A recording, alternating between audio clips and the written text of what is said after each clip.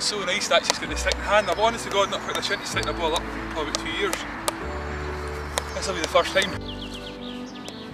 This is quite good crack. There was a game here 150 years ago on this very bit of ground.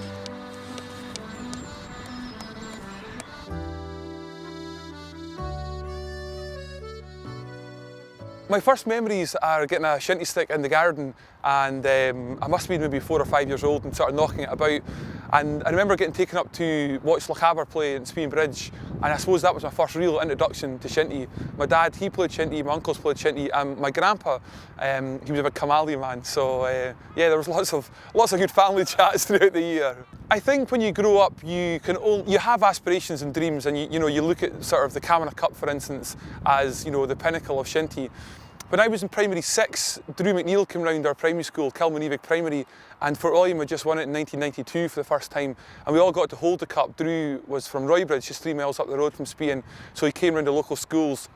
And I'll never ever forget that I was holding the cup that day and looking around it and everything else, and it just, it felt the real magic of the competition and the cup, holding it there. And it sounds like a really silly thing to say, but I mean, I genuinely do remember holding it and looking at it and just being really quite in awe and inspired by the whole competition in the cup. When I got my first shout with the first team, and I got on as sub, and I used to kind of dot in and out between sort of 17 and 18 really.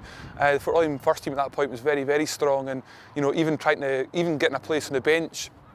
Most weekends there was 2 internationals on the bench between a forward, if it was Victor Smith and Willie Can, or Drew McNeil and John McDonald, and it was the way it worked at that time. It was quite remarkable. So I was about 19 before I properly broke into Fort William first team, and thankfully managed to stay there until I finished. When you make the move up from the second team to the first team, the classic is, we'll just put them at wing forward or something out the way, that they kind of see that you can do little damage, but you can maybe contribute a little.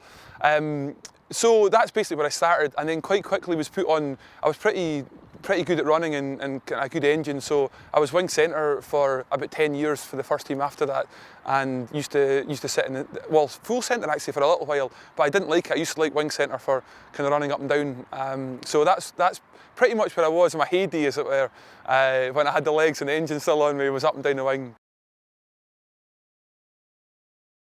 Well, in 2000, so Kingussie were so dominant growing up. I mean, they were amazing to watch, and still to this day, the best shinty team I've ever seen in my life. Playing, they were just remarkable at that time. I think it was 90-something games they'd won in a row, and we beat them in the Camanchd Cup Final after penalties, and that was the first game that they'd lost. And we played them 3 weeks in the bounce. We played them on the Camanchd and we won. We played them in the Scottish Cup the following week, and they beat us 5-3 at Newtonmore, 3-all after full time. And then we played them the following week again, and we beat them in the Macaulay Cup semi. That was the first time we'd beaten them, in years and years and years. After that season, quite a few of the Fort William players, with Dougie McIntyre from Oban, John Dino from Lochaber, and Angus Morrison from Spean, there was quite a lot of players that come into the club at that point, which made it so strong. But after that, they kind of left, and there was 2 or 3 years where we were kind of there or thereabouts, but again, Kingussie were certainly the more dominant. And then in 2003, we ended up getting to my first and many of the team's first Scottish Cup final. And it, of course, transpired we were playing at an Aird at home. I was vice captain that year. I was 22 years old, and John McLeod, the captain that year, had snapped his Achilles tendon just 6 weeks before the final, and he tried rushing back after 4 and snapped it again, so he was totally out. All of a sudden, you're playing your first Scottish final and you're captain on your home ground against Kingussie. Of course, you thought, this is it, this is it, and let me just show you this now. This is what the runners-up captain's club looks like. We got absolutely thrashed 6-0 that day, and Kingussie, just again asserted their dominance and showed just why they were so good and so strong. But I think because of the loss, and because we'd finally made it to a Scottish Cup final with the sort of quite a lot of the core boys, it gave us that appetite, and I suppose we realised what we needed to do to get there again.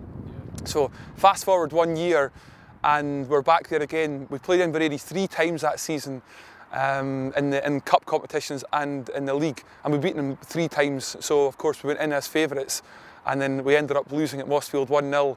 A McMurdo goal in the first, I think maybe 13 or 15 minutes, and then that was it. So yeah, I mean, again, it's hard looking back. It was all character building, you know, and by losing those finals, it definitely made the winners, when we won it, you know, all the better and the sweeter.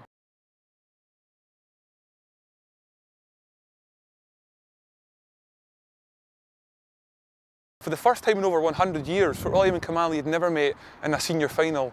So this was such a huge thing, and to have it at an Aird in our local field, I mean, the buzz around the area for weeks, you know, leading up to it was just, it was amazing.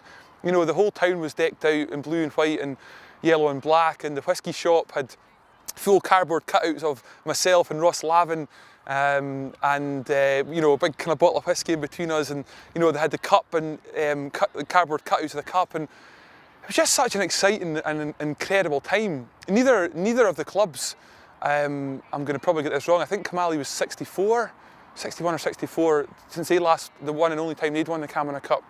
So for the likes of ourselves coming through, there was certainly an era of, with Drew McNeil in the club at that point, and Addy Robertson, who had won it those years previous in 1992. But for the rest of us, this was all brand new. So a new experience to you know, to go into a cup final in your home ground and be favourite. And yeah, the atmosphere was just electric. But we knew that Camanchd were going to come out all guns blazing, and it really could have gone either way that day. I mean, pound for pound, I would say we definitely had the better players throughout the sort of the 15 and throughout the whole club that day. But it's a cup final, it's a Camanachd Cup final. Absolutely anything can happen, you know, the script goes out the window on days like that. So going 1-0 down, as I say, it kind of felt like that gave us the kind of spur on just to, you know, to really up the game. At that point we'd hit the bar and hit the post, and we were quite close on a couple of occasions, but again, you know, the ball wasn't in the back of the net, so it did, you know, really did spur us on to try and push it. And I think it was maybe 15-20 minutes later, and James Clark had the ball in the net, so you know, it was 1-1 and we were back in it. Winning the league in 2006 was in many ways our greatest achievement within the club, you know, because winning the Camanachd Cup, the blue ribbon event, is the big one. That's the one every Shinty player aspires to win and hold. But over the piece of the season, showing you the best team in the whole of the land is obviously, you know, the biggest achievement. And this was the first time that Fort William Shinty Club had ever won the league, was 2006, and still to this day the Premiership. So beating Kingussie that season was a huge achievement because they had won it so many times before. But personally, because I was very fortunate to be captain the year before, and kind of things like getting a goal and the Albert Smith medal and things like that in the Scottish Cup final, and because it was our first Scottish Cup final, personally, you know, my own memories lie there, but certainly on paper the biggest achievement for the club and throughout my Shinty playing career would have to be down the 2006 season, where we actually did lift the league. When we met Inveraray in the 2007 Cup final, it had the added bonus of being the 100th Camanachd Cup final, so it was a huge one. I think having played in a Camanachd Cup final once, there's so much nerves and so much round about it. Having played in it twice, 3 times, 4 times, and that was our 5th time that year. No, 3, 4, 5, 6. That was our 5th Scottish final in a row. So you'll never ever be an old hat at a Camanachd Cup final, but in terms of the night before, the preparation, you knew how to deal with it a lot better. So going into that game against Inveraray, you know, 4 years after losing to them in the 2004 Cup final, I think our heads were in a very different place, and it was a very different game for us.